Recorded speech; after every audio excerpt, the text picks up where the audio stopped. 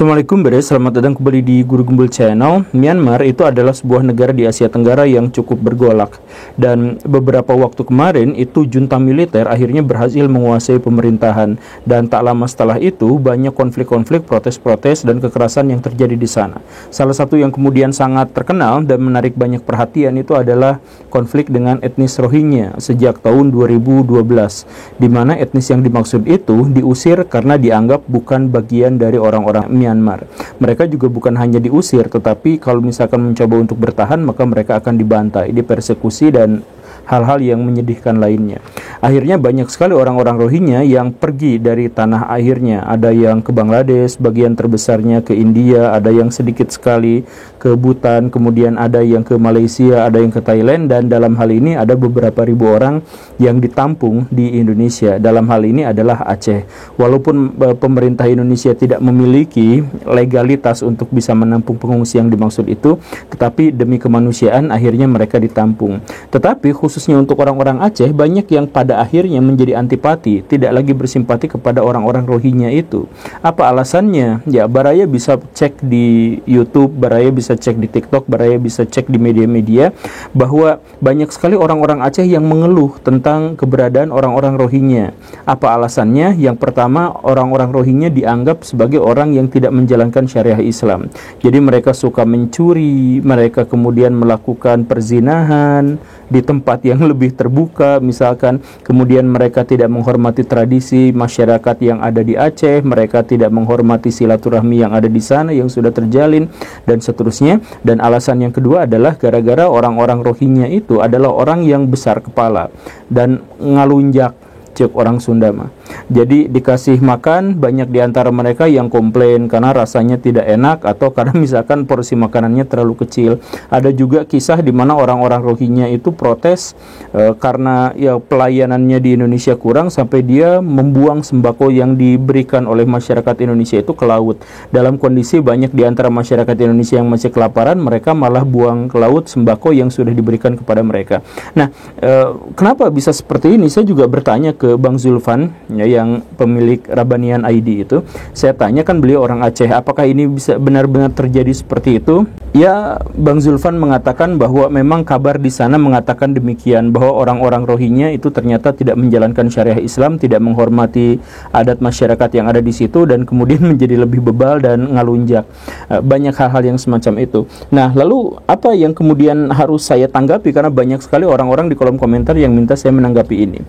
Ya, tentu saja dalam hal ini saya juga tidak akan berbicara terlalu panjang, dan saya tidak akan membuat video ini terlalu panjang karena memang apa yang saya sampaikan sudah sering saya sampaikan dan sudah menjadi trademark di channel ini, bahwa salah satu kebingungan bagaimana caranya kita harus menanggapi apa yang terjadi di Aceh dengan kedatangan etnis Rohingya. Kebingungan itu muncul gara-gara kita memang sejak awal salah dalam berpikir. Apa kesalahan berpikir kita? Kita seringkali menentukan baik dan buruk, benar dan salah itu berdasarkan hanya satu variabel, dan kemudian satu variabel yang dimaksud itu biasanya sesuai dengan identitas komunal kita gitu.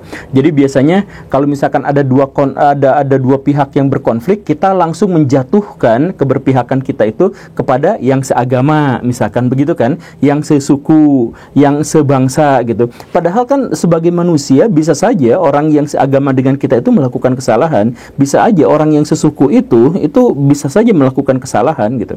Saya misalkan kemarin waktu saya berbicara tentang etnis Batak, misalkan seperti itu, banyak di antara orang-orang Batak yang kemudian marah-marah, kamu kan bukan orang Batak, kenapa bercerita tentang orang Batak gitu. Jadi dasar benar dan salah itu adalah identitas komunal mereka gitu. Jadi kalau misalkan orang Batak bercerita tentang orang Batak pasti benar, tetapi kalau bukan orang Batak bercerita tentang Batak berarti salah gitu, karena identitas kesukuannya berbeda gitu. Jadi benar dan salah adalah begitu. Termasuk juga kalau misalkan Baraya melihat konflik-konflik yang terjadi di luar sana atau yang di dalam negeri, yang misalkan melibatkan antara orang Islam dengan orang non-Muslim gitu, maka orang Islam pasti akan menjatuhkan keberpihakannya itu kepada orang Islam, dan orang yang non-Muslim juga mengambil keberpihakan mereka itu juga kepada yang non-Muslim gitu. Hanya satu variabel itu saja kan, padahal variabel itu sangat banyak gitu. Jadi kriteria itu sangat banyak, kriteria benar salah itu juga tentu saja menjadi sangat banyak. Kenapa harus memilih dengan cara yang sangat sederhana dan itu dengan sangat-sangat subjektif, yaitu melihat benar dan salah sesuai dengan identitas yang disematkan kepada pihak-pihak yang dimaksud itu? Itu kan salah, Baraya. Jadi dalam hal ini misalkan kalau kita melihat orang-orang Rohingya kemudian dalam konflik gitu ya, ya kita tentu saja berbelasungkawa atas apa yang terjadi pada diri mereka, atas bencana yang menimpa mereka, atas kematian dan kesedihan yang banyak terjadi di sana. Ya, tapi maksud saya adalah ketika misalkan kita berbicara dalam konteks Rohingya, maka sepenuhnya kita akan fokus tentang bahwa mereka itu adalah Muslim yang harus ditolong, dan konflik antara Rohingya dengan orang Myanmar di sana secara keseluruhan itu berarti adalah penindasan yang dilakukan oleh orang-orang junta militer dan sepihak. Kita tidak melihat latar belakang yang ada di belakangnya, kan seperti itu ya. Kemudian misalkan ketika kita melihat kenapa sih orang-orang Prancis, orang-orang Inggris, orang-orang Swedia itu ketika terjadi konflik di Timur Tengah, mereka tidak mau membuka pintu gerbangnya untuk para pengungsi Timur Tengah disimpan di sana. Kenapa mereka tidak mau seperti itu? Jangan-jangan mereka takut benua mereka akan diislamkan dan sebagainya. Ya bukan seperti itu, Baraya. Masalahnya adalah ini catatan ya.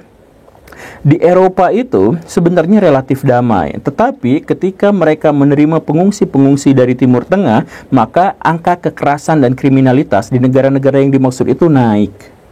Itu faktanya. Dan pada akhirnya apa? Memunculkan Islamofobia. Kita dalam hal ini datanya sudah jelas bahwa kalau misalkan datang pengungsi dari Timur Tengah itu kriminalitasnya naik, tetapi kita tidak pernah mengetahui apa kausalitasnya, apakah itu memang berhubungan sebab akibat atau tidak. Dan kalaupun misalkan berhubungan sebab akibat, kita juga berbicara tentang kriminalitas yang umum, yaitu bisa saja yang menjadi korban kekerasan itu adalah para pengungsi itu, para Muslim itu begitu. Nah, tetapi di luar itu kita pada akhirnya juga bisa menyadari satu alasan kenapa orang-orang Eropa pada akhirnya tidak mau menerima pengungsi-pengungsi dari Timur Tengah.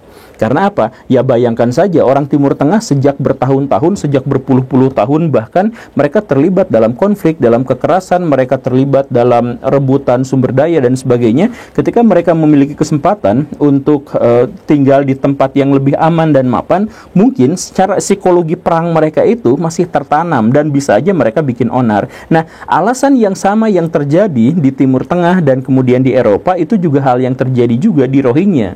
Jadi orang-orang Rohingya ketika misalkan sejak awal kita elu-elukan sebagai saudara seiman apa dan sebagainya yang melakukan kebenaran dan sebagainya, ya mungkin seperti itu, tetapi jangan sepihak please. Dan buktinya apa? Ketika orang-orang Rohingya itu ternyata mengungsi datang ke Aceh, akhirnya diketahui juga bahwa orang-orang Aceh ternyata merasa tidak cocok dan tidak klop dengan mereka. Sekali lagi, bukan berarti saya pro atau kontra terhadap Rohingya atau siapanya gitu, dan atau misalkan saya percaya sepenuhnya terhadap berita-berita yang datang bahwa orang-orang Aceh menolak Rohingya dan sebagainya. Bukan seperti itu. Yang dalam hal ini kita fokuskan itu adalah soal keberpihakan kita. Keberpihakan kita itu pada siapapun yang baik, pada siapapun yang benar. Dan benar dan salah itu tentu saja memiliki banyak sekali variabel gitu. Sebagai contohnya adalah misalkan begini, apakah seseorang itu disebut jahat kalau misalkan dia membunuh? Membunuh itu cuma satu variabel dan kita tidak mungkin bisa menghakimi seseorang, bahkan pembunuh sekalipun, bahwa dia itu jahat. Karena kita belum berbicara tentang siapa yang dia bunuh, bisa aja teroris gitu kan. Teroris berarti si orang yang membunuhnya justru adalah pahlawan.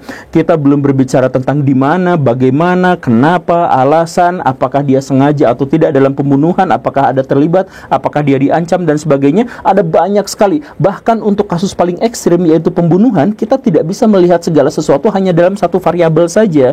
Dan apalagi kalau misalkan variabel yang dimaksud itu adalah identitas gitu.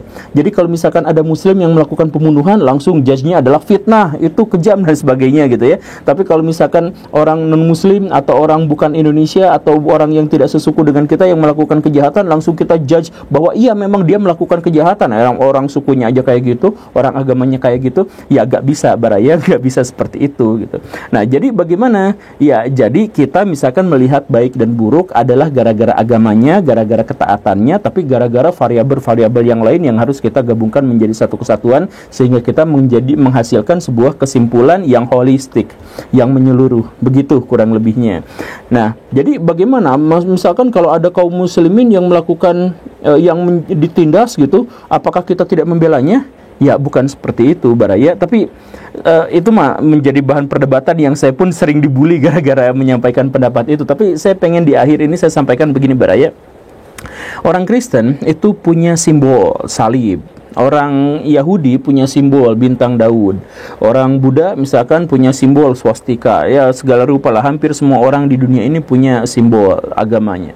Islam tidak memiliki simbol. Apa simbolnya? Satu-satunya simbol bagi Islam itu adalah kaum muslimin sendiri. Jadi maksudnya Baraya sendiri yang ngaku sebagai Islam itu adalah simbol dari Islam. Jadi kalau misalkan Baraya berperilaku buruk, maka Baraya akan menjadikan Islam memiliki stigma yang buruk. Sedangkan kalau misalkan Baraya berperilaku baik, maka Baraya akan menunjukkan kepada masyarakat dunia bahwa umat muslim itu baik dan agama Islam itu baik. Ingat Baraya bahwa orang-orang non-muslim itu tidak membaca Al-Quran tentu saja dan tidak mengkaji hadis. Jadi cara mereka mengetahui Islam satu-satunya adalah dengan perilaku umatnya. Kalau misalkan Baraya demo sambil pakai sorban, teriak-teriak Allahu Akbar tapi sambil buang sampah sembarangan, maka itulah awal mula dari Islamofobia. Kalau misalkan Baraya pakai sorban kemudian teriak-teriak di jalan dan kemudian mengajarkan permusuhan kepada orang lain, maka itu adalah awal mula dari Islamofobia. Kalau misalkan Baraya sebagai pengungsi kemudian datang ke satu tempat yang lain, kemudian Baraya mengacak-acak tradisi dan nilai-nilai yang ada di sana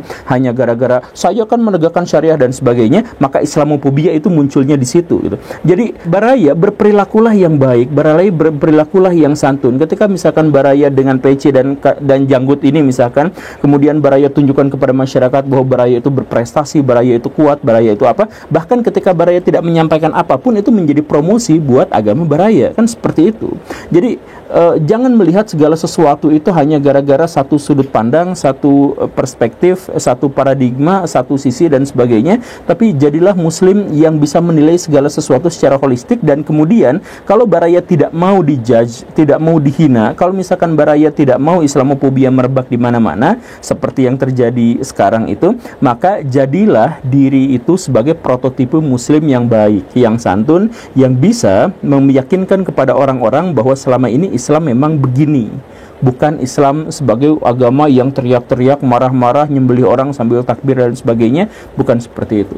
Oke, Baraya, semoga dipahami. Terima kasih karena sudah menyimak. Saya Guru Gembul. Assalamualaikum warahmatullahi wabarakatuh.